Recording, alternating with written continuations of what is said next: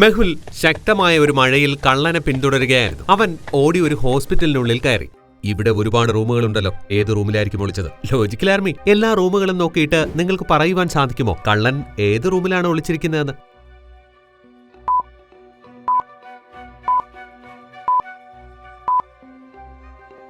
മെഹുലും കള്ളനും രണ്ടുപേരും മഴയിൽ നനഞ്ഞുകൊണ്ടാണ് വന്നത്. അതിനാൽ വെള്ളത്തിന്റെ ഫുട് പ്രിന്റ് ഉണ്ടായിരുന്നു. കള്ളൻ ഏത് റൂമിലാണോ പോയത് ആ റൂമിന്റെ പുറത്തും വെള്ളത്തിന്റെ ഫുട് പ്രിന്റ് ഉണ്ടായിരുന്നു.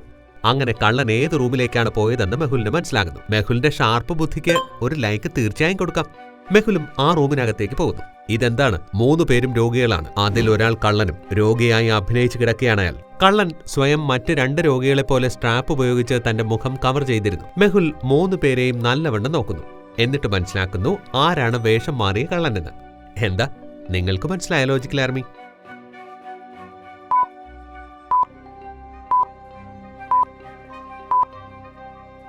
രണ്ടാമത്തെയും 3ാമത്തെയും രോഗിക്ക് ഗ്ലൂക്കോസിന്റെ ബോട്ടിലുണ്ടായിരുന്നു. അത് പകുതിയായിരുന്നു. അതിനർത്ഥം വളരെ നേരമായി ആ ബോട്ടിൽ തൂക്കിയിട്ടിട്ട്. കള്ളനാണെങ്കിൽ ഇപ്പോഴാണ് വന്നത്. അതിനർത്ഥം 1ാമത്തെ ആളാണ് കള്ളൻ. അവൻ വെറുതെ കിടക്കുകയാണ്. മെഹുൽ അവനെ പിടികൂടുന്നു. വരൂ, നമുക്ക് അടുത്ത റെഡിലേക്ക് പോകാം. മെഹുലിന് സൂ എക്സിബിഷൻ ഹാളിൽ നിന്ന് ഒരു കോൾ വരുന്നു. അവിടെ മോഷണം നടന്നുവെന്ന് പറയുന്നു. മെഹുൽ കാറും എടുത്തുകൊണ്ട് പെട്ടെന്ന് എക്സിബിഷൻ ലൊക്കേഷനിലേക്ക് എത്തിച്ചേരുന്നു. ഇവിടെ എങ്ങനെയാ മോഷണം നടന്നത്? സർ, ഇവിടെ എക്സിബിഷനിൽ ക്യൂനിന്റെ ഡയമണ്ടിന്റെ ഷൂസ് ഉണ്ടായിരുന്നു. അതാ മോഷണം പോയത് സർ. വളരെ വില കൂടിയ ഷൂസ് ആയിരുന്നു അത്. എങ്ങനെയാ മോഷണം നടന്നത്? എക്സിബിഷന്റെ ഇടയ്ക്ക് കറണ്ട് പോയിരുന്നു. ആ സമയത്താ മോഷണം നടന്നത്.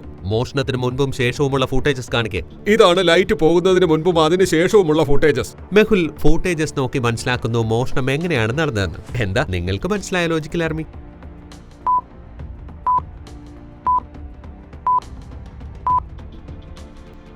ഒന്നാമത്തെയും 2ാമത്തെയും ഇമേജിൽ 3 പേർ വീതമുണ്ട്. 1ാമത്തെ ഇമേജിൽ ബ്ലാക്ക് ഡ്രസ് ധരിച്ച പെൺകുട്ടിയുടെ ഹൈറ്റ് കുറവായിരുന്നു. 2ാമത്തെ ഇമേജിൽ അവളുടെ ഹൈറ്റ് കൂടിയിരിക്കുന്നു. അതിനർത്ഥം അവൾ ആ ഡയമണ്ട് ഹീലുള്ള ഷൂസ് ധരിച്ചിരിക്കുകയാണ്. അതവൾ മുൻപ് ധരിച്ചിട്ടില്ലായിരുന്നു. ആ പെൺകുട്ടി ഇപ്പോഴും എക്സിബിഷനിൽ തന്നെ ഉണ്ടായിരുന്നു. മെഹുൽ പെട്ടെന്ന് അവളെ കണ്ടുപിടിച്ച് അറസ്റ്റ് ചെയ്യുന്നു. അവളുടെ പക്കൽ നിന്നും ഡയമണ്ട് ഷൂസും കിട്ടുന്നു. അവൾ അതാണ് ധരിച്ചിരുന്നത്. മെഹുൽ കള്ളനെയും പിടിച്ചുകൊണ്ട് എക്സിബിഷന്റെ പുറത്തേക്ക് വരുമ്പോൾ കാണുന്നത് തന്റെ കാർ മിസ്സിംഗ് ആയതായിരുന്നു. മെഹുൽ കുറച്ചു മുന്നോട്ടേക്ക് പോകുമ്പോൾ അവിടെ ഒരു ബോർഡിൽ തന്റെ കാർ ഇടിച്ചിരിക്കുന്നതായി കാണുന്നു. എനിക്ക് തോന്നുന്നു ആരോ എന്റെ കാർ മോഷ്ടിക്കാൻ ശ്രമിച്ചപ്പോൾ അബദ്ധത്തിന് ആക്സിഡന്റ് ആയതാണ്.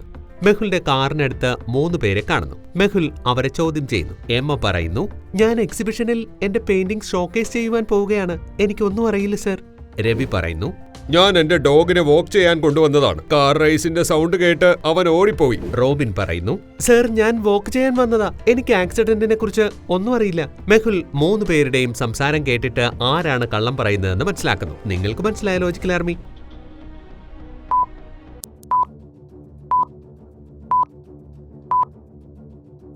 രവിയുടെ കയ്യിൽ ഡോഗ്സിന്റെ സ്ട്രാപ്പ് ഉണ്ടായിരുന്നു. റോബിൻ റണ്ണിംഗ് ചെയ്യുവാനുള്ള ഷൂസും ഡ്രസ്സും ധരിച്ചാണ് വന്നിരുന്നത്. അതിനർത്ഥം അവർ 2 പേരും പറയുന്നത് സത്യമാണ്. എന്നാൽ എമ്മയുടെ കയ്യിലുള്ള പെയിന്റിംഗ്സിന്റെ കോർണർ മുഴുവനും പൊട്ടിയിരിക്കുന്നു. അതിന്റെ പാർട്സ് മെഹുലിന്റെ കാറിന്റെ അടുത്തും കിടപ്പുണ്ടായിരുന്നു. അതിനർത്ഥം ആക്സിഡന്റ് നടക്കുന്ന സമയത്ത് പെയിന്റിംഗ് പൊട്ടിയതായിരിക്കും. പുറത്തിറങ്ങുന്ന സമയത്ത് അതിന്റെ പാർട്സ് തറയിൽ വീണതുമായിരിക്കും. മെഹുൽ അത് മനസ്സിലാക്കുന്നു. എന്നിട്ട് അവളെ കൈയോടെ പിടികൂടുന്നു. വരൂ, നമുക്ക് അടുത്ത റെഡിലേക്ക് പോവാം. എന്റെ അച്ഛനെ രക്ഷിച്ചാലും അദ്ദേഹം ആ പ്രേത ബംഗ്ലാവിലേക്ക് ഒറ്റയ്ക്ക് പോയിരിക്കുക. യഷ് ദ ഗോസ്റ്റ് ഹണ്ടർ ബൈക്കിൽ പെട്ടെന്ന് തന്നെ ആ പ്രേത ബംഗ്ലാവിലേക്ക് എത്തിച്ചേരുന്നു. അവിടുത്തെ പ്രധാന കവാടത്തിൽ ഒരു രാക്ഷസൻ നിൽപ്പുണ്ടായിരുന്നു. നീ ആരാണ്? ഇത് ഭൂതങ്ങളുടെ ബംഗ്ലാവാണ്. നിനക്ക് നിന്റെ ജീവൻ പ്രിയപ്പെട്ടതല്ലേ? എന്റെ പേര് യഷ് ദ ഗോസ്റ്റ് ഹണ്ടർ. നല്ല നല്ല ഭൂതങ്ങൾ പോലും എന്റെ പേര് കേൾക്കുമ്പോൾ വിറയ്ക്കുവാൻ തുടങ്ങും. യഷ് ബംഗ്ലാവിലേക്ക് കയറുവാൻ നോക്കുമ്പോൾ രാക്ഷസൻ അവനെ തടയുന്നു. നിനക്കകത്തേക്ക് പ്രവേശിക്കണമെങ്കിൽ ഒരു കടങ്കഥയുടെ ഉത്തരം പറയണം. ഉത്തരം പറഞ്ഞാൽ മാത്രമേ നിനക്കകത്തേക്ക് പോകുവാനും കഴിയുകയുള്ളൂ. ശരി, ചോദിക്കൂ. ചുമരിനപ്പുറം കാണുവാൻ പറ്റുന്ന ഏത് വസ്തുവാണ് കണ്ടുപിടിക്കപ്പെട്ടിട്ടുള്ളത്? ചിന്തിക്കൂ ചിന്തിക്കൂ ലോജിക്കൽ ആർമി. എന്താ നിങ്ങൾക്ക് പറയുവാൻ സാധിക്കുമോ?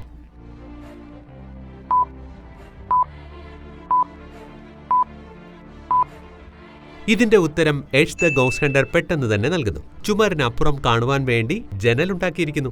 നമുക്ക് അടുത്ത റെഡിലേക്ക് പോകാം. ആദി പുതിയ കളക്ഷൻസിന്റെ ബൂട്ടും വാങ്ങിച്ചുകൊണ്ട് മാർക്കറ്റിൽ നിന്നും വീട്ടിലേക്ക് പോവുകയായിരുന്നു. വഴിയിൽ വെച്ച് ഒരു കറുത്ത വാൻ വന്ന് ആദിയെ കിഡ്നാപ്പ് ചെയ്യുന്നു. ആദി കണ്ണുകൾ തുറക്കുമ്പോൾ അവൻ ഒരു മുറിക്കുള്ളിലായിരുന്നു. പതുക്കെ അവൻ തന്റെ കയ്യിൽ കെട്ടിയിരുന്ന കയറുകൾ മുറിക്കുന്നു. എന്നിട്ട് ചുറ്റുപാടും നന്നായി നോക്കുന്നു. പുറത്തിറങ്ങുവാൻ വേണ്ടി എന്തെങ്കിലും വഴിയുണ്ടോ എന്ന് കണ്ടുപിടിക്കുവാൻ. ലോജിക്കൽ ആർമി, നിങ്ങൾക്ക് ആദിയെ ഈ റൂമിൽ നിന്നും പുറത്തു കടക്കുവാൻ സഹായിക്കാൻ കഴിയുമോ?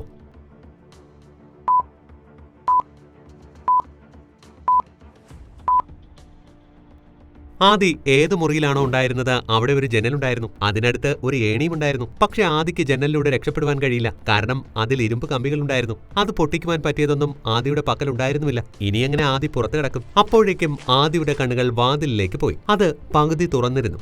അതുവഴി പുറത്തു കിടക്കുവാൻ ചിന്തിക്കുന്നു. കുറച്ചു സമയത്തിനുള്ളിൽ ആദിക്ക് മുകളിൽ ഒരു കൂട് വന്നു വീഴുന്നു. ആദി അതിനുള്ളിലാകുന്നു. ആ കൂട്ടിൽ 3 ബട്ടൺ ഉണ്ടായിരുന്നു. കൂട്ടിൽ 3 വാതിലുകളും ഉണ്ടായിരുന്നു. ഒന്നാമത്തെ ബട്ടൺ പ്രസ് ചെയ്താൽ കൂട് തുറക്കും. ഒന്നാമത്തെ വാതിലും തുറക്കും. എന്നാൽ ഈ വാതിലിന് പുറകിൽ ഒരു കാട്ടുകരടി ഉണ്ടായിരുന്നു. രണ്ടാമത്തെ ബട്ടൺ പ്രസ് ചെയ്താൽ കൂടിനകത്ത് 5 മിനിറ്റ് തീയുണ്ടാകും. അത് കഴിഞ്ഞേ കൂട് തുറക്കുകയുള്ളൂ. മൂന്നാമത്തെ ബട്ടൺ പ്രസ് ചെയ്യുമ്പോൾ കൂടിനകത്ത് 10 മിനിറ്റ് നേരം വെള്ളം നിറയും. അതിനുശേഷം മാത്രമേ കൂട് തുറക്കുകയുള്ളൂ. ലോജിക്കൽ ആർമി, നിങ്ങൾക്ക് പറയുവാൻ സാധിക്കുമോ ആദ്യം ഏത് ബട്ടണാണ് പ്രസ് ചെയ്യേണ്ടതെന്ന്? അതിലൂടെ സേഫ്ലി അവന് കൂടിൽ നിന്ന് പുറത്തു കടക്കുവാൻ.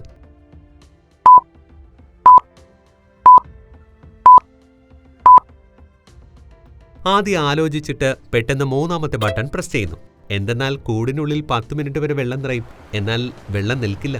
കാരണം ഈ കൂടിന് വെള്ളം ഹോൾഡ് ചെയ്യുവാൻ സാധിക്കില്ല. അപ്പോൾ ആദിക്ക് എളുപ്പത്തിൽ ഇതിൽ നിൽക്കുവാനും സാധിക്കും. ആദി കുറച്ച് നനഞ്ഞെങ്കിലും കൂടിന്റെ വാതിൽ പെട്ടെന്ന് തന്നെ തുറക്കുന്നു. എന്നാൽ മുന്നിൽ 3 വാതിലുകൾ ഉണ്ടായിരുന്നു. ഇനി ആദിക്ക് അതിലൊന്ന് തിരഞ്ഞെടുക്കേണ്ടി വരും. ഒന്നാമത്തെ വാതിലിന് പുറകിൽ ഇലക്ട്രിക് വയേഴ്സ് ആണ്. അതിൽ കറണ്ട് ഫ്ലോ ചെയ്യുന്നുണ്ട്. കൂടാതെ വയേഴ്സ് ബ്രോക്കൺ ആണ്. അറിയാതെ കാല് തട്ടിയാൽ ആദിക്ക് ഷോക്കടിക്കും. രണ്ടാമത്തെ വാതിലിന് പുറകിൽ തറയിൽ ഒരുപാട് പൊട്ടിയ ഗ്ലാസിന്റെ കഷ്ണങ്ങളാണ്. അത് വളരെ ഷാർപ്പുമാണ്.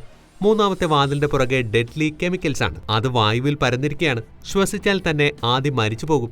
ആദി 3 വാതിലുകളും ശ്രദ്ധിച്ചു നോക്കിയിട്ട് മനസ്സിലാക്കുന്നു ഏത് വാതിലാണ് അവന് സേഫ് എന്ന്. നിങ്ങൾക്ക് മനസ്സിലായ ലോജിക്കൽ ആർമി?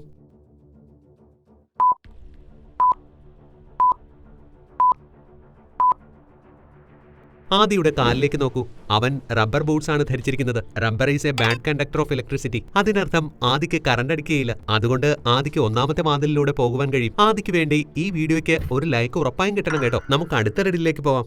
രോഹൻ തന്റെ ഫസ്റ്റ് സാലറിയിൽ നിന്നും ഒരു ബൈക്ക് പർച്ചേസ് ചെയ്യുന്നു. അത് അവന്റെ ഡ്രീം ബൈക്കായിരുന്നു. രോഹൻ ബൈക്കിൽ അടുത്ത ദിവസം ഓഫീസിലേക്ക് പോകുന്നു. അവൻ ബൈക്ക് പാർക്കിങ്ങിൽ നിർത്തിയിട്ട് ഓഫീസിലേക്ക് കയറുന്നു. ലഞ്ച് ടൈമിൽ അവൻ തന്റെ ബൈക്ക് ചെക്ക് ചെയ്യുന്നതിന് വേണ്ടി പാർക്കിങ്ങിൽ വന്നപ്പോൾ ആരോ അവന്റെ ബൈക്കിന്റെ 2 മിററും പൊട്ടിച്ചിരിക്കുന്നു. രോഹൻ ദേഷ്യത്തിൽ ഗാർഡിനോട് ചോദിക്കുന്നു, ഇതെല്ലാം ആരാ ചെയ്തത്?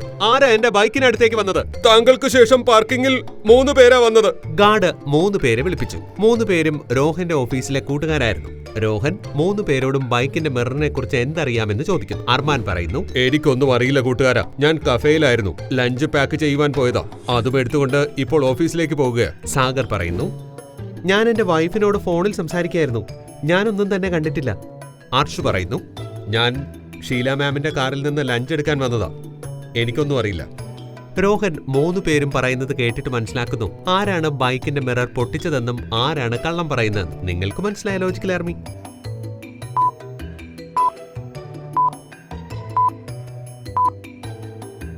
രോഹൻ അർമാന്റെ കയ്യിൽ ഡോമിനോസ് പിസ്സ കണ്ടു. അപ്പോൾ അവൻ കള്ളം പറഞ്ഞതാണ്. കഫേയിൽ നിന്ന് പാഴ്സൽ ചെയ്യുകയായിരുന്നുവെന്ന്. അവൻ അവിടെ പിടിക്കപ്പെടുന്നു. രോഹൻ അവനോട് ദേഷ്യപ്പെടുന്നു. 2 പേരുടെയും സുഹൃത്ത് ബന്ധം തന്നെ ഇല്ലാതാകുന്നു. വരൂ നമുക്ക് അടുത്ത റെഡിലേക്ക് പോവാം. മുംബൈയിൽ നിന്ന് ദൂരെ ഒരു ഐലൻഡിലെ 5 സ്റ്റാർ ഹോട്ടലിൽ നിന്ന് മെഹുലിന്റെ മാനേജറുടെ ഒരു കോൾ വരുന്നു. മെഹുലിനോട് അവിടുത്തെ ഗസ്റ്റിന്റെ വാലറ്റ് മോഷണം പോയിരിക്കുന്നു എന്ന് പറയുന്നു. മെഹുൽ ആ ഐലൻഡിൽ തന്നെ ഉണ്ടായിരുന്നു. പെട്ടെന്ന് ഹോട്ടലിലേക്ക് എത്തി ഗസ്റ്റിനെ ചോദ്യം ചെയ്യുന്നു. ഈ മോഷണം എപ്പോഴാണ് നടന്നത്? എങ്ങനെയാ? ഇന്നലെ രാത്രി ശക്തമായ കാറ്റ് കാരണം ഹോട്ടലിലെ കറണ്ട് പോയിരുന്നു. അതിനിടയ്ക്ക് ആരോ എന്റെ റൂമിൽ വന്നിരുന്നു. എനിക്ക് എന്തെങ്കിലും ചെയ്യാൻ കഴിയുന്നതിന് മുൻപ് തന്നെ അവൻ എന്റെ വാലറ്റും എടുത്തുകൊണ്ട് ഓടിപ്പോയി സർ. ഹോട്ടലിൽ ഇന്നലെ രാത്രി ആരൊക്കെ ഉണ്ടായിരുന്നു? സർ, ഇന്നലെ ഉച്ച മുതൽ ഉണ്ടായിരുന്ന ശക്തമായ കാറ്റ് കാരണം മുഴുവൻ ഐലൻഡിലെയും കറണ്ട് കട്ടായിരുന്നു. ദ്വീപ് മുഴുവനും അടച്ചിട്ടിരിക്കുകയായിരുന്നു. ഞാൻ ലൈറ്റ് പോയതിനു ശേഷം ബേസ്മെന്റിൽ പവർ ബാക്കപ്പ് ചെയ്യുവാൻ പോയതായിരുന്നു. ശരിക്കും എനിക്കൊന്നും അറിയില്ല സർ. ബെൽബോയ് പറയുന്നു, ഞാൻ രാത്രി എയർപോർട്ടിലേക്ക് ഗസ്റ്റിനെ കൊണ്ടുവരുവാൻ പോയിരുന്നു. കുക്കു പറയുന്നു, ഞാൻ കിച്ചണിലെ ജോലി തീർക്കുകയായിരുന്നു. കിച്ചൺ വൃത്തിയാക്കുകയായിരുന്നു. എനിക്കൊന്നും അറിയില്ല സർ. മെഹുൽ 3 പേരും പറയുന്നത് കേട്ടിട്ട് ആരാണ് ഗസ്റ്റിന്റെ വാലറ്റ് മോഷ്ടിച്ചതെന്ന് മനസ്സിലാക്കുന്നു. എന്താ നിങ്ങൾക്ക് മനസ്സിലായ ലോജിക്കൽ ആർമി?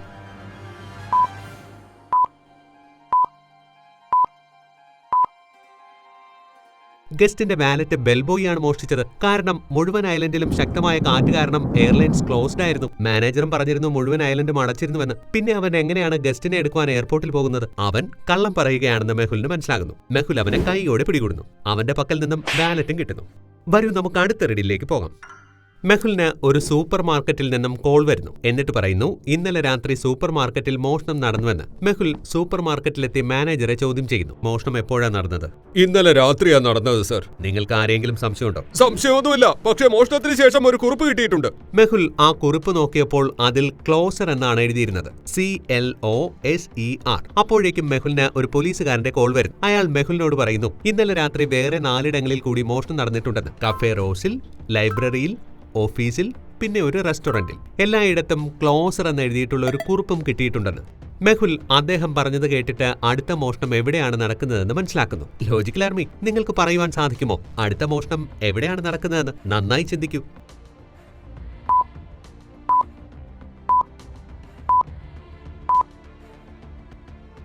മെഹുലിന് 4 സ്ഥലങ്ങളുടെയും പേര് കേട്ടപ്പോൾ തന്നെ മനസ്സിലായി കള്ളൻ എങ്ങനെയുള്ള സ്ഥലങ്ങളിലാണ് മോഷണം നടത്തുന്നതെന്ന്. ആ സ്ഥലങ്ങളുടെ ആദ്യത്തെ അക്ഷരം ക്ലോസറിൽ നിന്നാണ് ഉണ്ടാകുന്നത്. കഫേയുടെ C, ലൈബ്രറിയുടെ L, ഓഫീസിന്റെ O, സൂപ്പർ മാർക്കറ്റിന്റെ S, റെസ്റ്റോറന്റിന്റെ R. ഇനി ഒരു ആൽഫബറ്റ് മാത്രമാണ് ബാക്കിയുള്ളത്.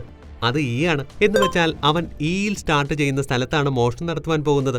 മെഹുൽ സിറ്റിയിൽ ആൽഫബറ്റ് ഇയിൽ തുടങ്ങുന്ന ഷോപ്പുകൾ തിരയുന്നു. അപ്പോൾ അതുപോലെയുള്ള 5 ഷോപ്സ് ലഭിക്കുന്നു. ഈലിപ്പ്, ഇലാവോൺ, 8 ഇവാൻ ആൻഡ് ഈസ്റ്റർ, ഈലിപ്പ് hardware, 11 gift shop, 8 makeup hub, Evan cloth house and Easter bank. Mehul എല്ലാ ഷോപ്പും ശ്രദ്ധയോടെ നിരീക്ഷിക്കുന്നു. അപ്പോൾ മനസ്സിലാക്കുന്നു എവിടെയാണ് മോഷണം നടക്കുന്നതെന്ന്. എന്താ നിങ്ങൾക്ക് മനസ്സിലായ ലോജിക്കൽ ആർമി?